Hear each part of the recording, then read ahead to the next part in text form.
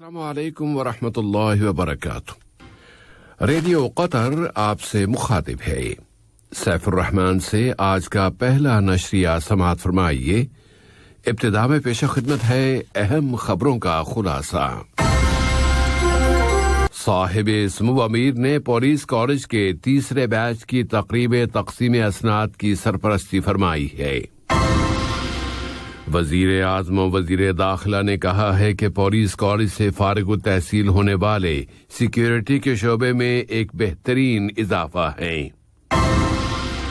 وزیر صحت نے کہا ہے کہ ملک میں کورونا وائرس کے پھیلاؤ کے لحاظ سے ملک کی صورتحال مستحکم ہے۔ امریکی کانگریس میں ڈیموکریٹس یہ امکان تلاش کر رہے ہیں کہ کس طرح ٹرمپ کو آئندہ صدارتی امیدوار بننے سے روک دیا جائے۔ اور لیبیا میں ایک دوسرے کے مخالفین اہم وزارتوں کی تقسیم پر متفق ہو گئے ہیں۔ یہ تھا اہم خبروں کا خلاصہ، اور اب پیش خدمت ہے ریڈیو قطر سے آج کا پہلا مفصل نشریہ۔ بسم اللہ الرحمن الرحیم۔ صاحب سمو امیر شیخ تمیم بن حمد آل ثانی نے کل وزارت داخلہ کے تابع قائم پولیس کالج سے فارغ التحصیل ہونے والے تیسرے گروپ کی تقریب تقسیم اسناد کی سرپرستی فرمائی۔ وزیر اعظم و وزیر داخلہ شیخ خالد بن خلیفہ بن عبدالعزیز آل ثانی، برادر ملک سلطنت عمان کے وزیر داخلہ جناب حمود بن فیصل البوسعیدی، برادر ملک اردن کے وزیر داخلہ جناب سمیر ابراہیم المبیضین، متعدد وزراء، ملک میں سفارتی مشنوں کے سربراہان اور وزارت دفاع، وزارت داخلہ، امیری گارڈ، اسٹیٹ سیکیورٹی اتھارٹی اور لخویہ فورس کے اعلی افسران بھی اس تقریب میں شریک ہوئے۔ اس کالج کے تیسرے بیچ کی گریجویشن سیرمنی میں صاحب سمو امیر کی شرکت اس امر کی تاکید ہے کہ یہاں کی قیادت اپنے مخلص سپوتوں کے اس انفرادیت اور پولیس کالج کو کس قدر اہمیت دیتی ہے۔ یہ کالج قطر اور اس میں مقیم ہر باشندے کے لیے سیکیورٹی اور امن و امان کا ایک روشن مینار ہے۔ صاحب سمو امیر نے اس تقریب میں فارغ التحصیل ہونے والے طلباء میں پوزیشن ہولڈرز افراد کو، جن کی کل تعداد 7 ہے، انعامات سے نوازا اور کالج کا پرچم تیسرے بیچ سے لے کر چوتھے بیچ کے حوالے کیا۔ تعیناتی کا حکم پڑھ کر سنایا، پریڈ کے خاتمے اور اسکولوں سے آنے والے طلباء کے نئے طلباء کی پریڈ شروع کرنے کا حکم دیا کہ ان میں مستقبل کے افسران نکلیں گے۔ تقریب کے اختتام پر تیسرے گروپ کے افسران نے قسم اٹھائی اور کالج کا ترانہ پیش کیا گیا۔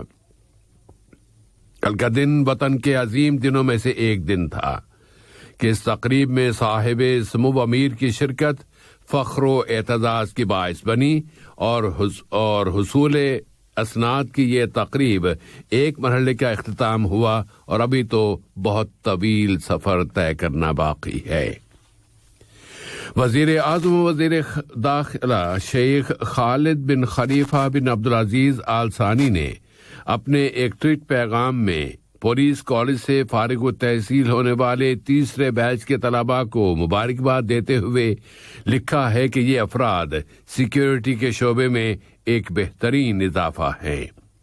وزارت داخلہ کے متعدد اعلی اہلکاروں نے کہا ہے کہ پولیس کالج نے پولیس افسران فراہم کرنے میں ایک نمایاں اور منفرد کردار ادا کیا ہے، اور اس کالج سے ایسے اہل اور باصلاحیت افسران فارغ التحصیل ہو چکے ہیں جنہوں نے امن و امان کی حفاظت، قانون کے نفاذ اور سیکیورٹی کے روشن تصور کے ساتھ انصاف کرنے میں اہم کردار ادا کیا ہے۔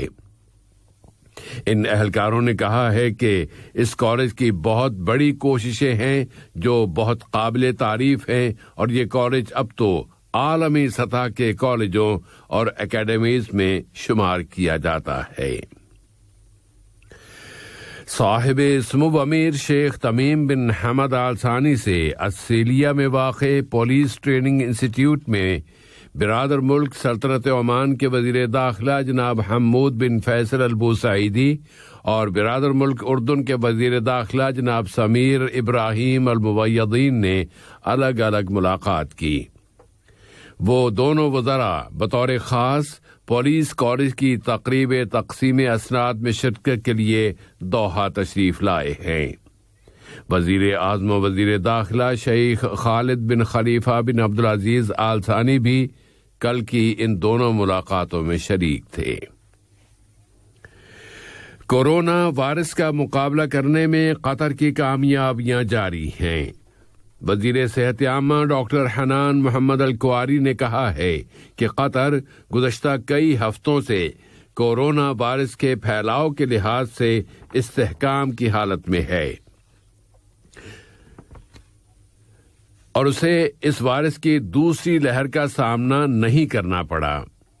وزیر صحت نے کہا ہے کہ فیملی کے بیشتر افراد کا اس وائرس سے شکار ہو جانا، سماجی ملاقاتوں اور تقریبات کی وجہ سے اس وائرس کے پھیلنے، اکٹھے ایک جگہ بہت سے افراد کی رہائش اور مشترکہ اقامت گاہ میں اس وائرس کے پھیلاؤ کے واقعات بہت ہی کم ہیں اور ان پر بھی مکمل نگرانی، ہر ایک کیس کی مکمل پیروی اور فالو اپ کے ذریعے قابو پایا جا چکا ہے۔ لیکن اس کے ساتھ ہی وزیر صحت عامہ نے یہ بھی واضح کر دیا ہے کہ ہم اس وائرس کی دوسری لہر کے خطرے سے مکمل طور پر محفوظ نہیں ہیں۔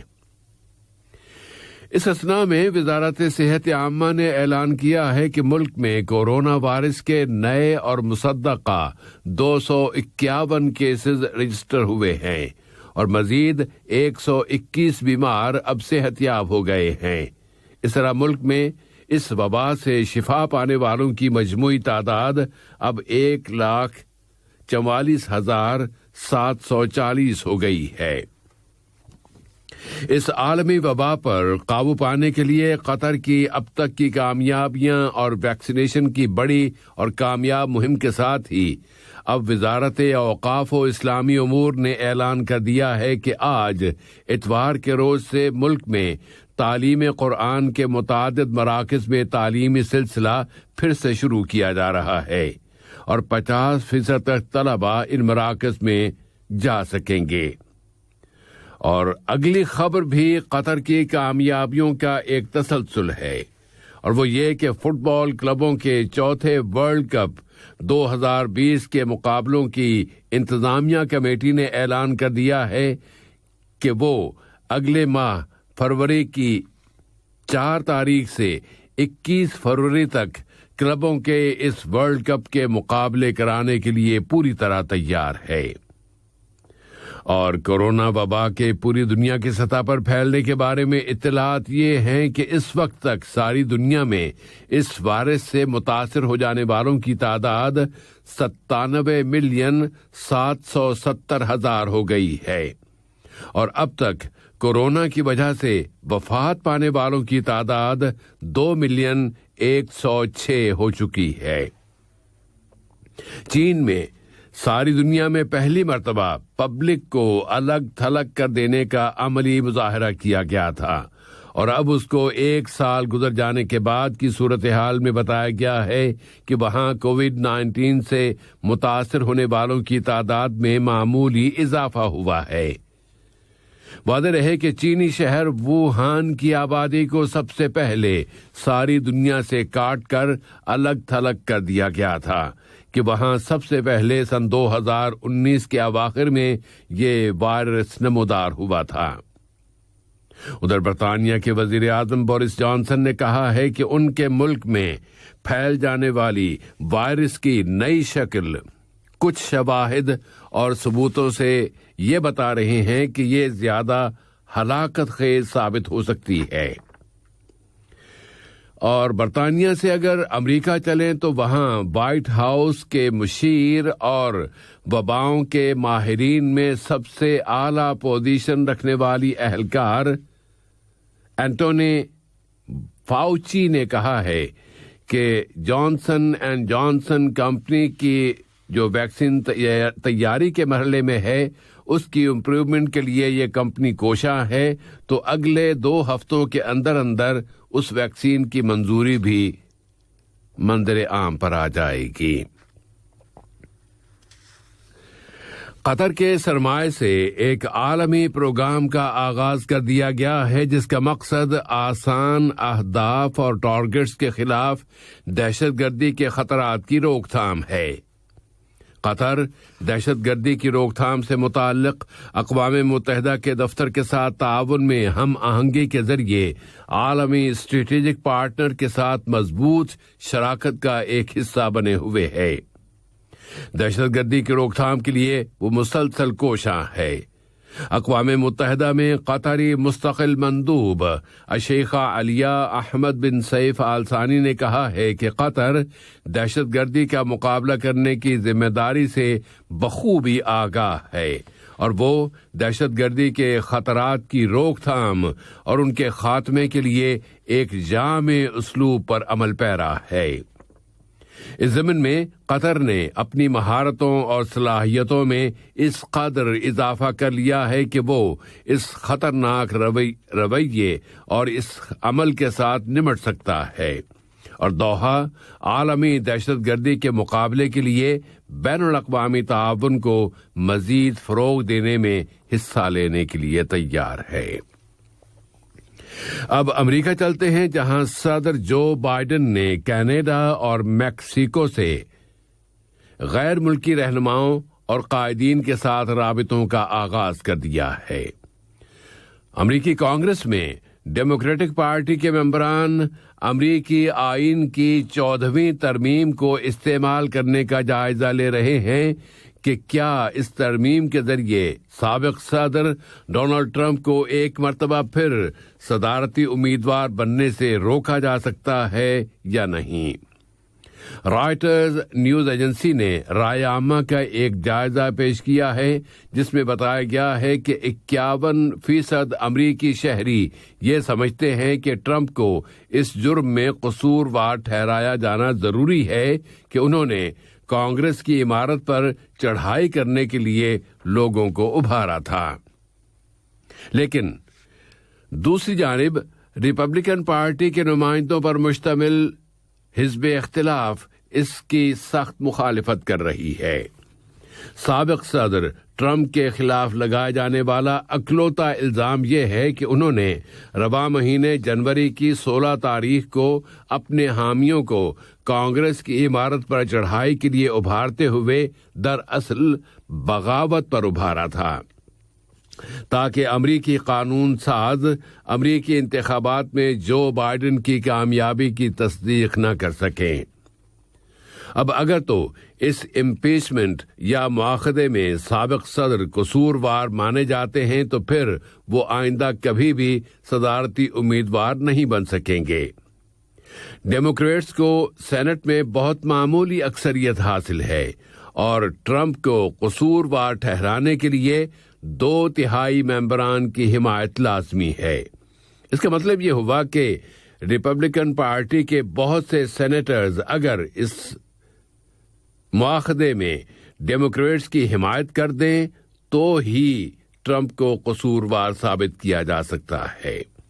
دوسری جانب برطانیہ کے وزیر اعظم بورس جانسن اور امریکہ کے صدر جو بائیڈن ان کے درمیان ہونے والی پہلی بات چیت میں دونوں ملکوں کے تعلقات کو مزید راسخ کرنے اور موسمیاتی تبدیلیوں کا مقابلہ کرنے پر متفق ہو گئے ہیں۔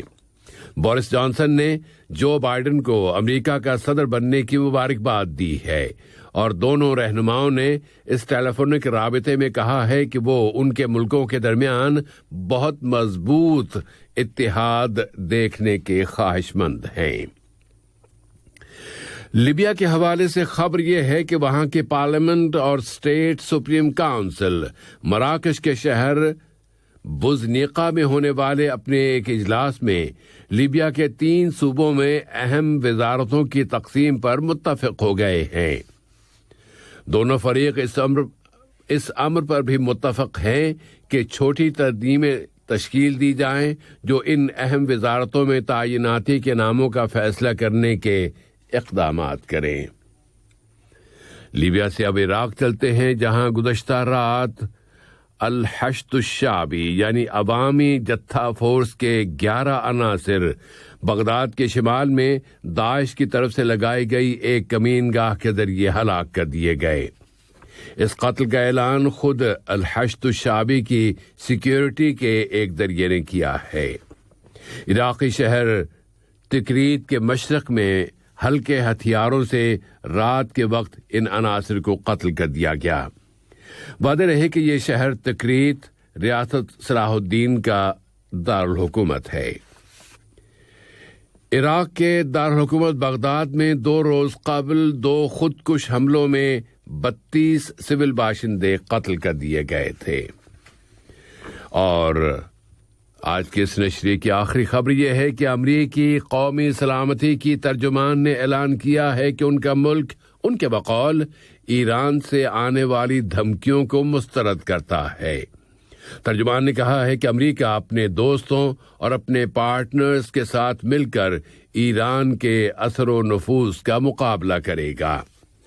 اور یہ اعلان ایسے وقت میں سامنے آیا ہے جبکہ تہران امریکہ کے نئے صدر جو بائیڈن کو ابھار رہا ہے کہ وہ سن 2015 میں ایران اور دنیا کی بڑی طاقتوں کے درمیان طے پانے والے ایٹمی سمجھوتے کی طرف واپس آتے ہوئے ایک اچھے اور بہترین ٹریک پر چلنے کا انتخاب کریں۔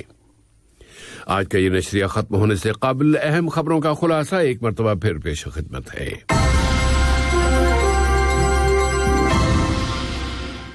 صاحب سمو امیر نے پولیس کالج کے 3رے بیچ کی تقریب تقسیم اسناد کی سرپرستی فرمائی ہے۔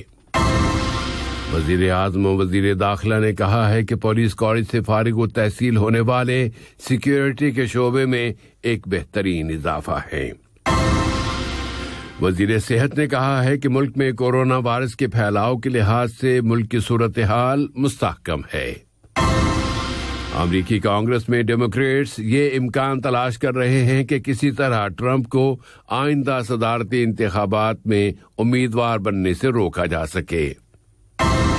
اور لیبیا میں ایک دوسرے کے مخالفین اہم وزارتوں کی تقسیم پر متفق ہو گئے ہیں۔ ریڈیو قطر سے آج کا پہلا نشریہ اپنے اختتام کو پہنچا اور اگلا نشریہ رات 7:30 بجے پیش کیا جائے گا۔